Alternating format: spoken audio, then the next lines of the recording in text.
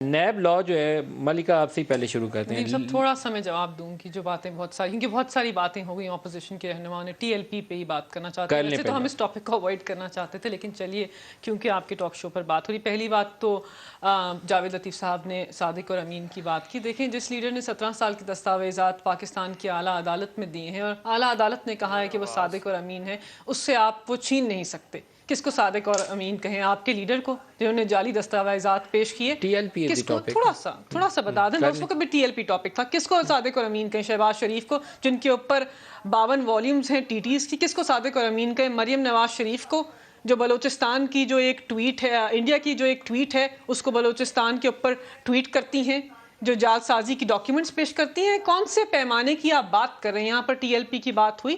لطیف کھوسہ صاحب کا احترام کرتے ہیں لیکن انہوں نے جتنی بھی باتیں کی مفروضوں پر مبنی تھی. یہ ہو گیا, یہ ہونا چاہیے تھا, ان کی ان سے بات ہے, انہوں نے یہ نہیں کیا. کیا آپ دونوں اور اپوزیشن کے رہنما جو دور بیٹھے ہیں یہ نہیں جانتے کہ افہام و تفہیم کا ایک لمبا سلسلہ ہم نے طے کرنے کی کوشش کی, ان سے بات چیت کا سلسلہ آگے بڑھایا. جب بات بہت خراب ہوئی تو پھر ہم نے رینجرز کو کال کیا جو ہمارا آئینی اور قانونی حق تھا. اب کیا ہوا ہے کہ پاکستان کے اندر امن ہے, اس وقت ہم بات کر رہے ہیں تو خون ریزی نہیں ہو رہی, اور یہی ہونا چاہیے تھا.